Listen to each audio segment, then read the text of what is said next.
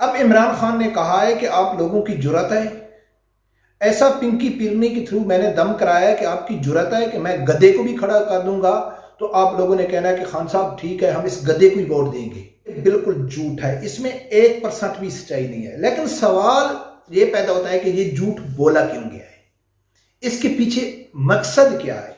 बिस्मिल्लाहिर्रहमानिर्रहीम। अस्सलाम वालेकुम नाज़रीन, जितने भी पीटीआई के सपोर्टर हैं, जब उनसे आदमी सवाल करता है कि आप लोगों को साद रिजवी से क्या प्रॉब्लम है, तो वो दो जवाब देते हैं। एक तो वो कहते हैं कि यार ये दीन पे काम नहीं कर रहा है, ये सियासत के लिए दीन का इस्तेमाल कर रहा है।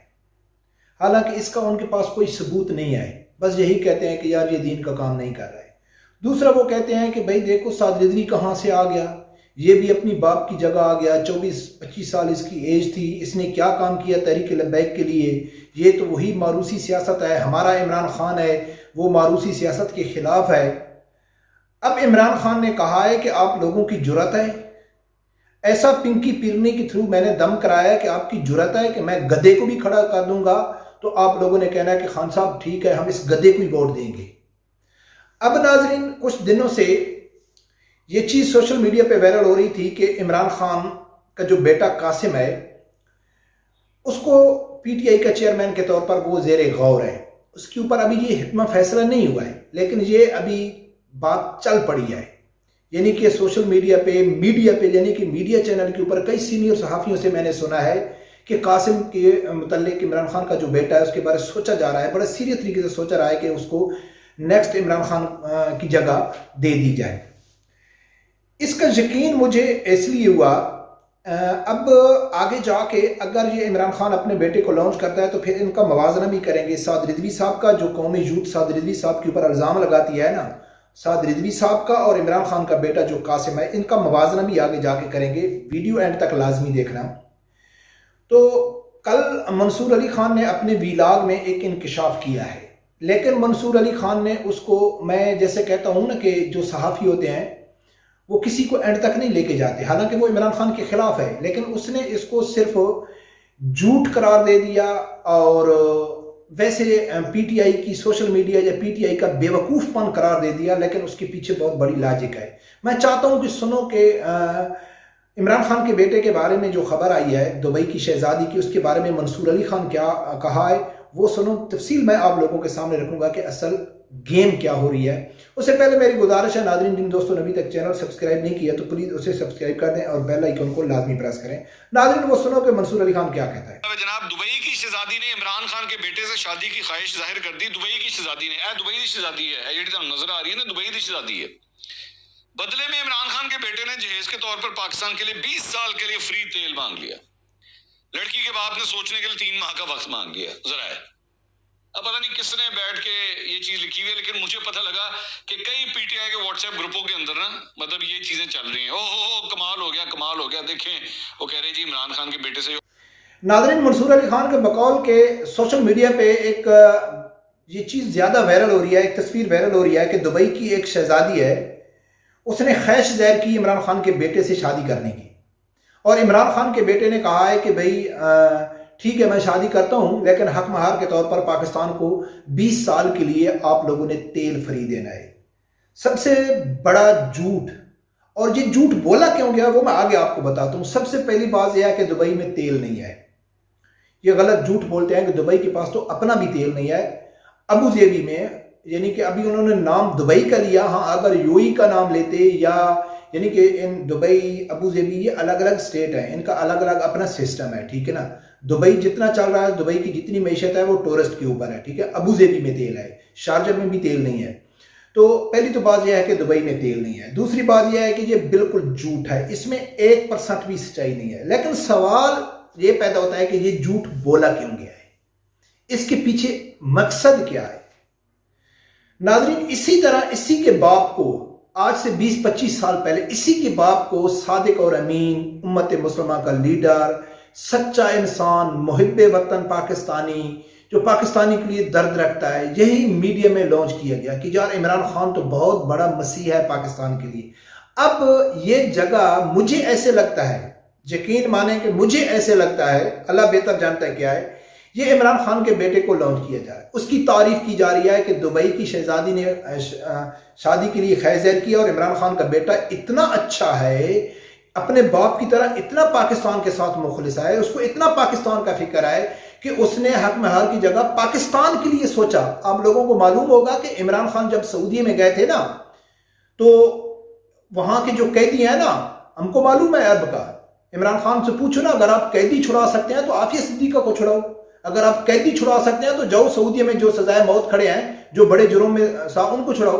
वो जो बेचारे जिनका वीज़ों का मसला होता है, जो खली वली होते हैं, जो छोटे छोटे केसों के ऊपर होते हैं, वो छोड़ देते हैं। वैसे भी एक मिनिस्ट्री आई थी इनकी जो वजारत सऊदी में, उसने कहा था कि जितनी भी छोटे छोटे केस वाले हैं सबको छोड़ दो, क्योंकि उन किसी के ऊपर 200 दिरहम, किसी के ऊपर 500 दिरहम, किसी के ऊपर 1000 दिरहम उनका जुर्माना है, उसकी वजह से वो जेलों में पड़े हैं और हुकूमत का खर्चा ज्यादा हो रहा है। तो पूरे सोशल मीडिया में ये तूफान बर्पा कर दिया गया था कि मांगा तो मांगा, इमरान खान ने क्या, गरीब अवाम कैदियों के लिए मांगा था। तो जो इमरान खान की वजह से जो कैदी अभी 4-5 पड़े हैं उनको छुड़ाओ ना, जाओ उनको कहो कि जिन्होंने मस्जिद नबी की बेहुरमती की है उनको छुड़ाओ। तो बरकब जी उसी तरह इन लोगों ने ये कहा है कि इमरान खान का जो बेटा है ना, वो भी पाकिस्तान की तरफ सोचता है। अब नाजरीन, ये इस बात में कितनी हकीकत है या कितना है वो तो चलो बात का मसला है, लेकिन अगर कौम यूथ इस हद तक मुकल्लिद हो चुकी है इमरान खान की कि अगर इमरान खान गधे को भी खड़ा कर दे कि भाई आज के बाद यही लीडर है, उसके ऊपर इमरान खान अपना हाथ फेर दे, तो कौम यूथ कहेगी कि बस ये तो बड़ा मुकद्दस गधा है क्योंकि इमरान खान ने इसके ऊपर हाथ फेरा है। वो आप लोगों ने सुना हुआ था ना कि जो इमरान खान के पाखाने के लिए भी लाइन में लगे हुए थे, वो कहते हैं कि इमरान खान का पाखाने से भी हम मोहब्बत करते हैं, तो गधा तो फिर पाखाने से कितना अच्छा है। तो ये करेंगे, अगर ये करते हैं तो अब मवादना करते हैं साद रिजवी साहब। देखिए साद रिजवी साहब अगर फॉर एग्जाम्पल कासिम जस सुलेमान को चेयरमैन बनाते भी हैं, तो जो पीटीआई के सपोर्टर 100% नहीं तो 50% तो वो जाएंगे, वो सपोर्ट करेंगे, वो भी अपने आप को अक्लमंद कहेंगे, सादिक कहेंगे, भाई हम तो अच्छे पढ़े लिखे हैं, वो भी जाएंगे, कासिम के पीछे जरूर जाएंगे। उसके बाद अगर जो इतराज करते हैं साद रिजवी साहब के ऊपर, तो साद रिजवी साहब का तो अमली किरदार है इस सियासत के अंदर। बजाय इमरान खान के बेटों के अगर उनको लॉन्च किया जा रहा था तो उनका पाकिस्तान से ताल्लुक क्या है, वो तो पाकिस्तान में आना भी नहीं चाहते, पाकिस्तान से उनका ताल्लुक भी नहीं है, पाकिस्तान में वो रहते भी नहीं है। लेकिन ये जो पीटीआई की यूथी कौम है वो मानने के लिए तैयार है कि अगर वो आ जाएगा तो हम उसको वोट देंगे। साद रिजवी साहब ने तो साबित किया है, जैसा कि अल्लामा खादिम हुसैन रिजवी रहमतुल्लाह अलैह ने साबित किया था, अपने आप को लीडर साबित किया था, उम्मत मुस्लिमा का लीडर साबित किया था अमली काम से। जब अल्लामा खादिम हुसैन रिजवी रहमतुल्लाह शुरू में आए थे तो उसकी क्या खिदमत थी, वो मस्जिद तक एक मौलवी था ना, उसने अमली तौर पर साबित किया कि मैं यानी कि नामूस रसालत और खत्म नबूवत के लिए सबसे बड़ा जो रखवाला हूं मैं हूं। जब अल्लामा खादिम हुसैन रिजवी रहमतुल्लाह अलैह की वफात हुई थी तो उसके बाद मैं समेत कई आदमी ये कहते थे कि साद रिजवी साहब का अमली किरदार तो है, वो हर जगह में, हर जलसे जुलूस में, हर एहतजाज में वो फ्रंट में रहते थे, फैजाबाद का चाहो चाहे कोई भी हो, तो वो रहते थे, इंतजामात करते थे, अमली तौर पर वो सियासत में हिस्सा ले चुके थे। लेकिन फिर भी जब उसको अमीर बनाया गया तो उसके बाद भी उसने साबित किया है, आज कोई नहीं कह सकता है कि साद रिजवी साहब अपने बाप अल्लामा खादिम हुसैन रिजवी रहमतुल्लाह अलैह की वजह से, हाँ आया तो उसकी वजह से है, लेकिन जो पॉपुलैरिटी है वो सिर्फ उसको बाप की वजह से मिली है, नहीं। फ्रांसीसी सफीर के वक्त उसने साबित किया है, जेल में रहकर तशद्दुद बर्दाश्त करके, जुल्म बर्दाश्त करके, लालच दी गई, सब कुछ किया गया, डराया गया, आपके कारकुनों को शहीद कर दिया गया, आपके घर वालों को जेल में डाल दिया गया, उसने कहा कोई परवाह नहीं, तो उसने साबित किया है। लेकिन अगर उसके बरअक्स इमरान खान को देखो, इमरान खान के बेटे को तो छोड़ दो, उसके बाप को देख लो जिसको ये उम्मत मुस्लिमा का लीडर कहते हैं, तो इसने 26 साल जो इसने मेहनत की है, उसका मेहनत में इसने अपने आप को साबित भी नहीं किया। ये तो जनरल पाशा को दुआ करें कि उसने आखिरी दौर में आके 2011-12 के बाद आके इसने कोई सर के ऊपर हाथ रखा, इसकी पॉपुलैरिटी बढ़ाई। फिर अभी आरिफ अलवी ने खुद तस्लीम किया है, इमरान खान ने तस्लीम किया है, पीटीआई के कारकुन तस्लीम करते हैं कि 2018 के इलेक्शन में जनरल बाजवा ने इमरान खान को सपोर्ट किया और वो इसलिए बना वजीर आजम। फिर चलो बन गया, उसके बाद 4.25 साल में इमरान खान चीख चीख के बता रहा है कि मैं कुछ भी नहीं था, मेरे पास कुछ भी नहीं था, हुकूमत तो बाजवा चला रहा था, ठीक है। तो तो यानी कि इमरान खान खुद भी अपने आप को 26 साल में एक अच्छा लीडर, अच्छा सियासतदान साबित नहीं कर सका है, तो फिर उसका बेटा जो लंदन में रहता है वो आके पाकिस्तान में पीटीआई को संभालेगा। तो मेरा ख्याल है सलाम है पीटीआई वालों को कि अगर कोई भी, यकीनन मैं ये यकीनन कहता हूं कि काफी पीटीआई के वोट टूट जाएंगे, मैं ये नहीं कहता हूं कि सब जाएंगे, लेकिन कम से कम 50% जाएंगे।